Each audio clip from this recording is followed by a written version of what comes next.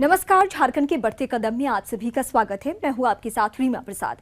विकास के लिए शांति और सुरक्षा का वातावरण आवश्यक है। जहां शांति होगी वहां विकास होगा और जहां विकास होगा वहां शांति होगी। इसी लक्ष्य की प्राप्ति के लिए रघुवर सरकार पुलिस बल को आधुनिक बनाने में जुटी हुई है। साथ ही उग्रवादियों और अपराधियों से लोहा लेने के लिए स्थानीय युवकों को पुलिस में बहाल किया जा रहा है। अपराध पर लगाम लगाने के साथ ही सरकार शिक्षा के विकास को लेकर प्रयासरत है। इसके लिए उच्च शिक्षण संस्थानों की स्थापना की जा रही है। प्राइवेट यूनिवर्सिटी और कॉलेजों के लिए करार किए जा रहे हैं। शिक्षा की बेहतरी के साथ ही सरकार सस्ते दरों पर लोगों को खाद्यान्न उपलब्ध कराने में जुटी हुई है। इसके लिए खाद्य सुरक्षा अधिनियम को प्रभावी तरीके से लागू किया जा रहा है। बहरहाल शुरू करते हैं आज का एपिसोड, लेकिन सबसे पहले आपको दिखाते हैं सुर्खियां।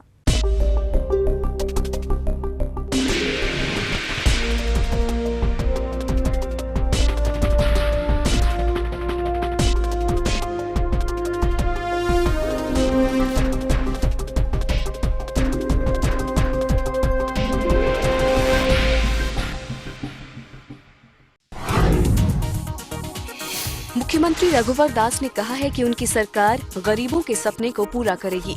उम्र के आखिरी पड़ाव में तीर्थ स्थल जाने की इच्छा सभी की होती है, लिहाजा उनकी सरकार समाज के गरीब तबके के बुजुर्गों का सपना पूरा करेगी। टाटानगर रेलवे स्टेशन से मुख्यमंत्री तीर्थ दर्शन योजना के तहत दूसरे जत्थे को रवाना करते हुए सीएम ने कहा कि बीपीएल परिवार के बुजुर्गों को राज्य और राज्य के बाहर के तीर्थ स्थल ले जाया जाएगा। इसमें समाज के सभी वर्ग और समुदाय के लोग शामिल हो सकते हैं। झारखंड सरकार ने राज्य को पूर्ण रूप से स्वच्छ बनाने का लक्ष्य निर्धारित किया है। इसके लिए पंचायतों, प्रखंडों और जिलों को खुले में शौच से मुक्त कराने की दिशा में कार्रवाई शुरू की गई है। सरकारी प्रयासों का ही नतीजा है कि कई पंचायतों को खुले में शौच से मुक्त घोषित किया गया है। नगर निकाय क्षेत्र के हर घर में शौचालय का प्रबंध हो, इसके लिए सीधे लाभुकों के खाते में राशि दी जा रही है। मुख्यमंत्री रघुवर दास ने कहा कि स्वच्छता को प्राथमिकता सूची में रखा गया है। झारखंड को खुले में शौच से मुक्त बनाने का संकल्प लिया गया है। सीएम ने कहा कि नगर निकाय शौचालय निर्माण के साथ साथ पानी की भी व्यवस्था करे। मुख्यमंत्री रघुवर दास ने कहा कि झारखंड को शिक्षित और समृद्ध बनाना सरकार का लक्ष्य है। झारखंड को आर्थिक सुपर पावर की ओर ले जाना है। स्कूलों में शिक्षा के साथ साथ संस्कार की भी शिक्षा दी जानी चाहिए। धनबाद में ज्ञान विज्ञान मेले का उद्घाटन करते हुए उन्होंने कहा कि बच्चे हर एक चीज को जानना चाहते हैं और उनकी इस प्रवृत्ति को और बढ़ाने की जरूरत है। भारतीय विज्ञान का भविष्य आज के बच्चे हैं। देश ने विज्ञान के सभी क्षेत्रों में सफलता हासिल की है। बाल वैज्ञानिक नई ऊर्जा और जोश के साथ देश को आगे ले जाएंगे। सीएम ने कहा कि बच्चे खूब पढ़ें, उत्कृष्ट बने, आगे बढ़ें और रचनात्मक काम करें। मुख्यमंत्री रघुवर दास ने कहा कि राज्य को शिक्षित और आईटी के क्षेत्र में अग्रणी बनाकर ही झारखंड को विकसित राज्य बनाया जा सकता है। शिक्षा और कौशल विकास सरकार की प्राथमिकता में शामिल है। आज के ज्ञान आधारित युग में शिक्षा का अहम योगदान है। आईटी के माध्यम से भ्रष्टाचार और बिचौलियों पर लगाम लगाई जा सकती है। भारत नेट से गांव-गांव को जोड़ने के बाद ई ग्राम और ई सिटी की सेवा शुरू की जाएगी। इसे बढ़ावा देने के लिए राज्य भर में आईटी टैलेंट सर्च अभियान शुरू किया गया है। सीएम ने कहा कि सरकार बच्चों को सूचना तकनीक से लैस कर रही है। बेरोजगारों को हुनरमंद बनाने के लिए उन्हें कौशल विकास के साथ जोड़ा जा रहा है। मुख्य सचिव राजबाला वर्मा ने 100% लोगों को आधार से जोड़ने का निर्देश दिया। आधार एनरोलमेंट एजेंसियों, आंगनबाड़ी सेविकाओं और कैंपों के माध्यम से अभियान चलाने को कहा है। महिला, बाल विकास एवं सामाजिक सुरक्षा विभाग के कार्यों की समीक्षा के दौरान उन्होंने कहा कि ग्रामीण क्षेत्रों में पंचायत सचिवालय के माध्यम से आधार जनरेशन का कार्य संपन्न कराएं।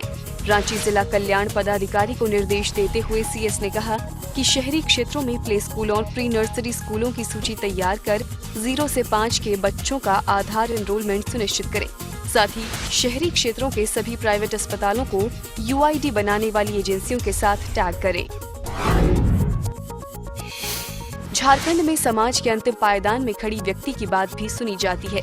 इसके लिए सरकार ने कई प्लेटफॉर्म उपलब्ध कराए हैं। मुख्यमंत्री जनसंवाद केंद्र भी एक ऐसा मंच है जिसके माध्यम से फरियादी सीधे अपनी बात शासन में बैठे लोगों तक पहुंचा सकते हैं।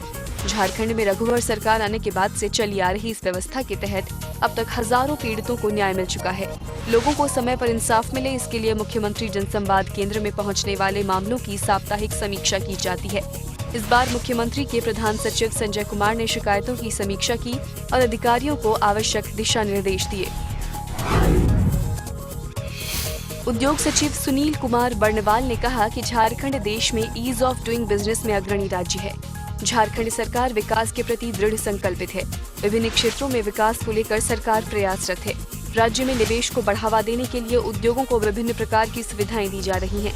कोलकाता में आयोजित ग्लोबल माइनिंग समिट 2016 के उद्घाटन के अवसर पर उन्होंने कहा कि राज्य में निवेश करने वाले निवेशकों को पूरी सुरक्षा दी जाएगी। राज्य में सिंगल विंडो सिस्टम लागू किया गया है। मुख्यमंत्री रघुवर दास के नेतृत्व में पूरी सरकार विकास को लेकर समर्पित है। राज्यपाल द्रौपदी मुर्मू ने कहा कि छात्रों को उच्च शिक्षा मिले, इसके लिए उच्च शिक्षण संस्थानों की स्थापना की जा रही है। महिला सशक्तिकरण पर जोर दिया जा रहा है। महिलाएं आगे बढ़ेंगी तभी देश आगे बढ़ेगा। बाल विवाह समेत अन्य कुरीतियों को दूर करने के लिए लोगों को जागरूक करना होगा। कोडरमा दौरे के दौरान राज्यपाल ने कहा कि स्वच्छ भारत अभियान को सफल बनाने के लिए सभी लोग आगे आएं। पंचायत प्रतिनिधि समर्पण भाव के साथ लोगों की सेवा करें। आपको बता दें कि दौरे के क्रम में राज्यपाल ने चंदवारा में अंचल कार्यालय के नए भवन का उद्घाटन भी किया।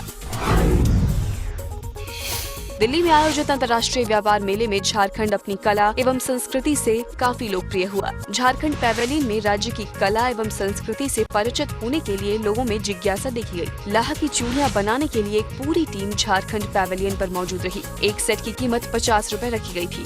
ग्राहकों का सामने चूड़ियां बनते देखना एक अलग अनुभव रहा। इसके अलावा झारखंड की छऊ और नागपुरी नृत्य को देखने के लिए दर्शकों का हुजूम उमड़ पड़ा।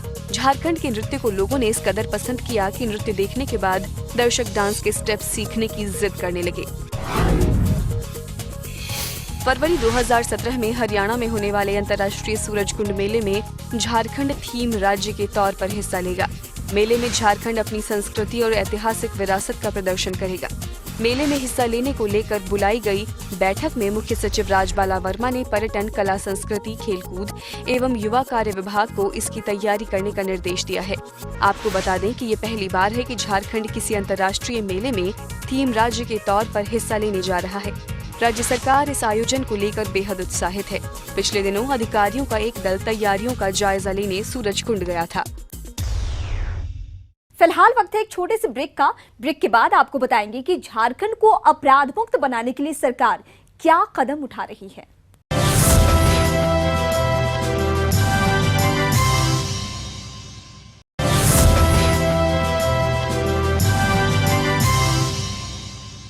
अपराध मुक्त झारखंड का निर्माण रघुवर सरकार की प्राथमिकता में शामिल है। इसके लिए पुलिस विभाग में खाली पदों को तेजी के साथ भरा जा रहा है। पुलिस को आधुनिक बनाने के लिए साजो सामान उपलब्ध कराए जा रहे हैं। उग्रवादियों से लड़ने के लिए स्थानीय युवकों को पुलिस में बहाल किया जा रहा है।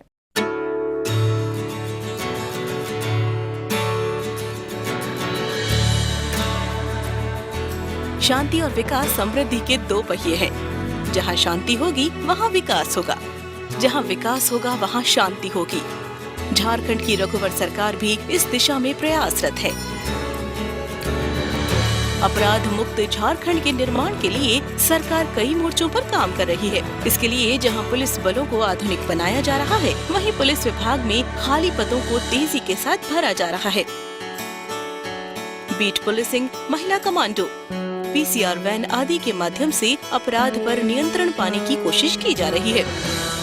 झारखंड पुलिस अलंकरण समारोह में बोलते हुए मुख्यमंत्री रघुवर दास ने कहा कि वर्तमान और आगामी वर्ष में बड़े पैमाने पर पुलिस में बहाली होगी। उग्रवाद पर नियंत्रण पाने के लिए पुलिस को आधुनिक बनाया जाएगा।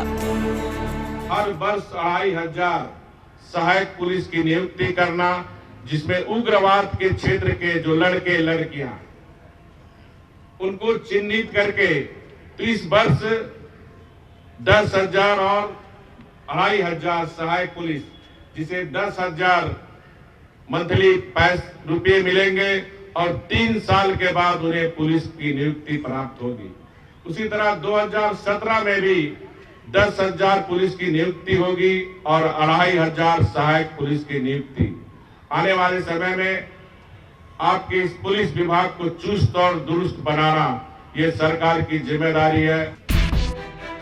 कार्यक्रम में बोलते हुए मुख्यमंत्री रघुवर दास ने कहा कि झारखंड को अपराध मुक्त और उग्रवाद मुक्त बनाना बड़ी चुनौती है। झारखंड गठन से पहले ही राज्य में नक्सलियों का तांडव होता रहा है।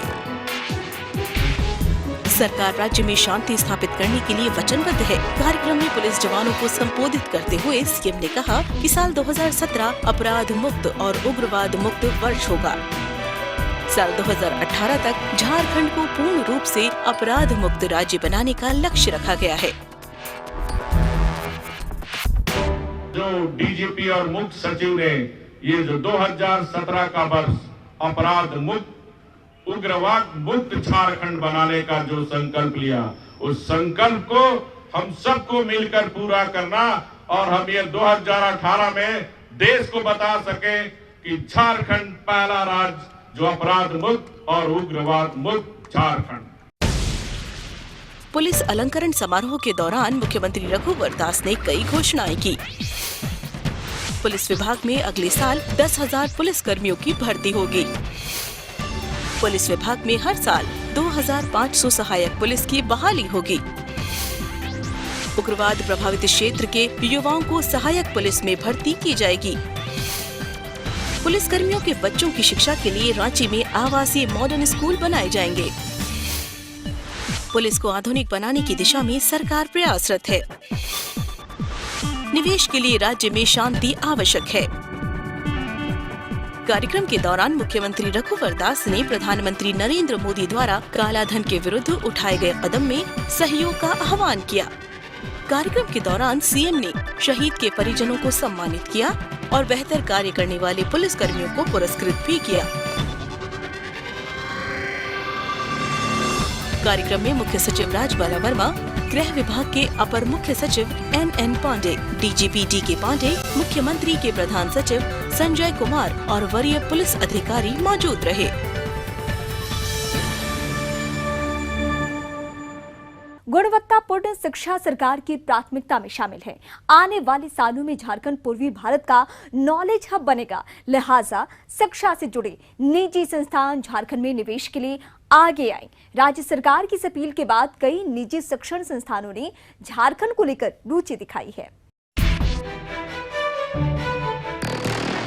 शिक्षा के विकास को लेकर रघुवर सरकार कई मोर्चों पर काम कर रही है। स्कूली शिक्षा के साथ साथ उच्च एवं तकनीकी शिक्षा पर खास जोर दिया जा रहा है।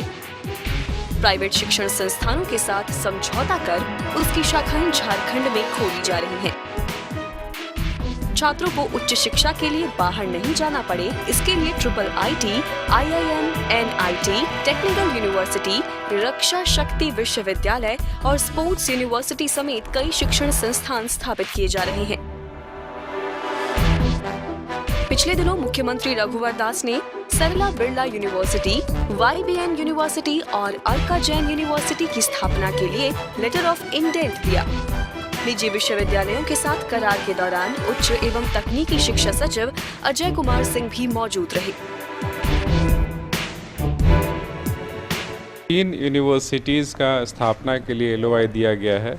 उसमें नंबर 1 सरला बिरला यूनिवर्सिटी की स्थापना जो कि रांची में की जाएगी, दूसरा YBN यूनिवर्सिटी जो कि इसकी स्थापना रांची में की जाएगी, और तीसरा है अर्का जैन यूनिवर्सिटी जिसकी स्थापना जो है सरायकेला डिस्ट्रिक्ट में होगी।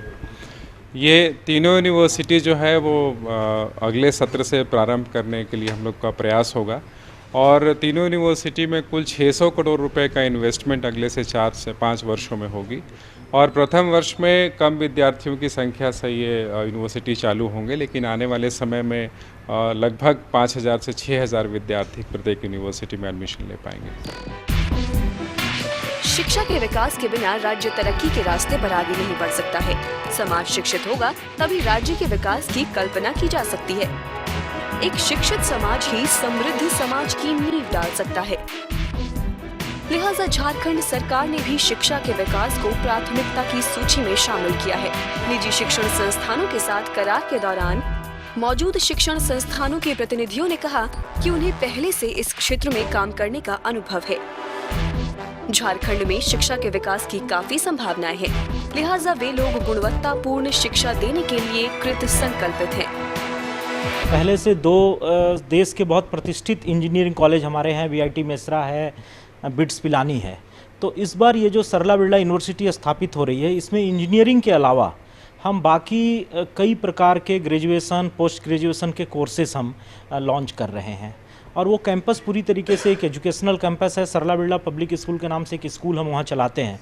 सर, हमारा यूनिवर्सिटी 2017 से रन करना शुरू कर देगा। बेसिकली हम लोग मेडिकल स्ट्रीम पे ज़्यादा फोकस कर रहे हैं। ऑलरेडी हमारा पहले से nursing college, para medical college, pharmacy college सब चल रहे हैं। आने वाला कल में हमारा बहुत जल्दी homeopath medical college, Ayurveda medical college शुरू होने वाला है। और इसके साथ ही हम लोग मल्टी डोमेन यूनिवर्सिटी चूँकि हमारा है, तो इसके साथ में जनरल कॉलेजेस भी खोलेंगे और लॉ कॉलेज भी खोलेंगे। बिल्डिंग हमारे बहुत सारी बन चुकी हैं। इन फ्यूचर अभी 5 बिल्डिंग का हम लोग स्थापना शुरू करने जा रहे हैं। निजी विश्वविद्यालयों के साथ करार के दौरान मुख्यमंत्री रघुवर दास ने कई घोषणाएं की। झारखंड के छात्रों को उच्च शिक्षा के लिए बाहर नहीं जाना पड़ेगा। खेलों को बढ़ावा देने के लिए स्पोर्ट्स यूनिवर्सिटी शुरू की गई है। 3 विश्वविद्यालयों द्वारा अगले कुछ वर्षों में 600 करोड़ रुपए निवेश किए जाएंगे। नए विश्वविद्यालयों में ग्रेजुएशन, पोस्ट ग्रेजुएशन, तकनीकी शिक्षा और प्रोफेशनल कोर्स बढ़ाए जाएंगे। हायर एजुकेशन के साथ साथ स्कूली शिक्षा के विकास को लेकर भी कदम उठाए जा रहे हैं। सरकारी स्कूलों में पढ़ने वाले बच्चे कुपोषण के शिकार न हो, इसके लिए विशेष ध्यान दिया जा रहा है। मिड डे मील में बच्चों को फल और अंडे दिए जा रहे हैं। शिक्षा की बेहतरी के लिए विद्यालय चले चलाएं अभियान, पहले पढ़ाई फिर विदाई, स्वच्छ विद्यालय, स्वच्छ बच्चे, कस्तूरबा संगम और हमारा विद्यालय कैसा हो आदि कार्यक्रम चलाए गए हैं। कस्तूरबा के अंतर्गत बच्चियों को टैब दिए गए हैं। जिम की व्यवस्था की गई है। कक्षा 8 में पढ़ने वाले सामान्य वर्ग के बच्चों को भी निःशुल्क साइकिल वितरण योजना का लाभ दिया जा रहा है। फिलहाल वक्त है एक छोटे से ब्रेक का। ब्रेक के बाद आपको बताएंगे कि पीडीएस दुकानों में कैशलेस मिलेगा खाद्यान्न।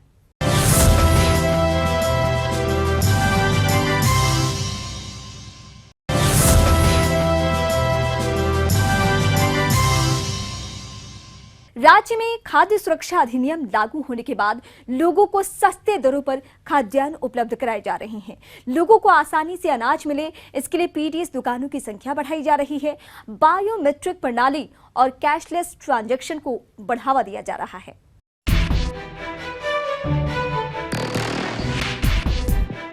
झारखंड में खाद्य सुरक्षा अधिनियम लागू है।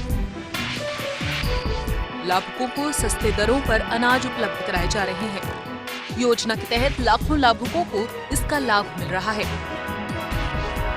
खाद्य सार्वजनिक वितरण एवं उपभोक्ता विभाग के कार्यों की समीक्षा के दौरान मुख्यमंत्री रघुवर दास ने कहा कि किसानों से धान खरीद के लिए सभी जरूरी कार्यवाही समय रहते पूरी कर ली जाए। मोबाइल वैन के माध्यम से चलाई जाने वाली दाल भात केंद्र को दिसंबर महीने से शुरू किया जाए। आदिम जनजातियों को उनके घर तक खाद्यान्न आपूर्ति सुनिश्चित की जाए। साथ ही कैशलेस ट्रांजैक्शन की व्यवस्था की जाए। बैठक में मौजूद विभागीय मंत्री सरयू राय ने कहा कि भ्रष्टाचार मुक्त खाद्य वितरण को लेकर विभाग ने सभी कदम उठाए हैं।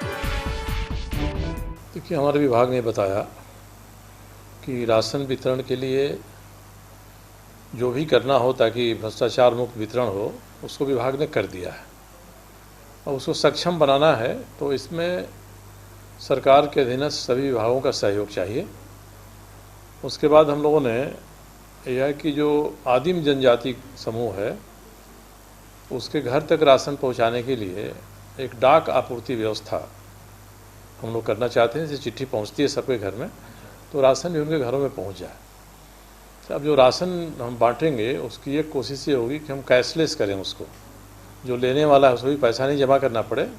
जनधन योजना में जो उसका खुला हुआ है खाता, उस बैंक खाता से पैसा कट जाएगा और ये ऑटोमेटिक हो जाएगा।